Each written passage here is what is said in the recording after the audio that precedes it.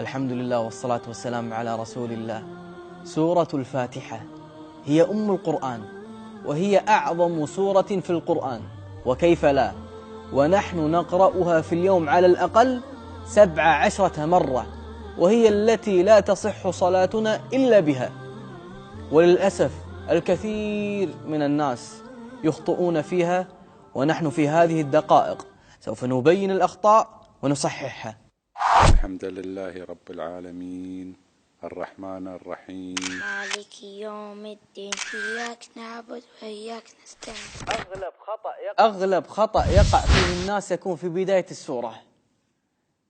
يقولون حمد لله، والصحيح إثبات الألف واللام، الحمد لله. ولا بد هنا أن نركز على حرف الدال، لأن بعض الناس تسكن الدال فيقولون الحمد لله، وبعضهم يفتحون الدال فيقولون الحمد لله، وبعض الناس يبدل الدال إلى تاء فيقولون الحمد لله، وكله أخطاء، والصحيح الحمد لله. أما في قوله تعالى رب العالمين، أغلب الأخوة يخطئون في حرف الباء فيضمونها ويقولون الحمد لله رب العالمين، أو يفتحونها ويقولون الحمد لله رب العالمين، وكلها أخطاء، والصحيح الحمد لله رب العالمين. أما في قوله تعالى الرحمن الرحيم، لابد هنا أن نركز على حرف النون، لأن غالبا تكون فيه الأخطاء. فبعض الناس يفتح النون ويقول الرحمن الرحيم، وفي ناس يضمون النون ويقولون الرحمن الرحيم، وكلها أخطاء، والصحيح الرحمن الرحيم.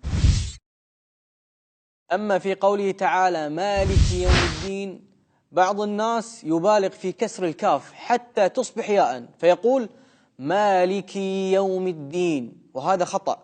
وبعض الناس يسكن الكاف فيقول مالك يوم الدين، وهذا أيضا خطأ. وبعض الناس يقول مالك يوم الدين فيضم الميم، وهذا خطأ.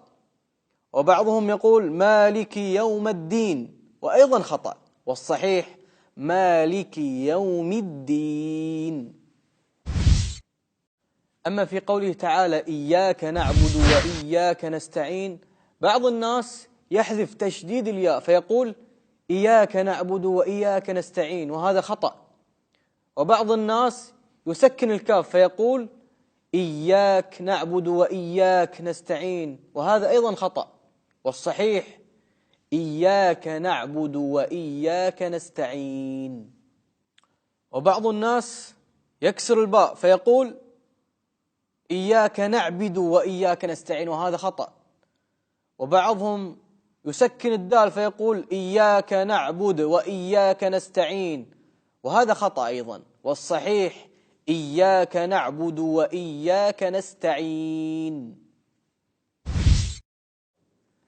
أما في قوله تعالى اهدنا الصراط المستقيم، في ناس يبدلون القاف إلى الغين فيقول اهدنا الصراط المستقيم، وهذا خطأ، والصحيح اهدنا الصراط المستقيم.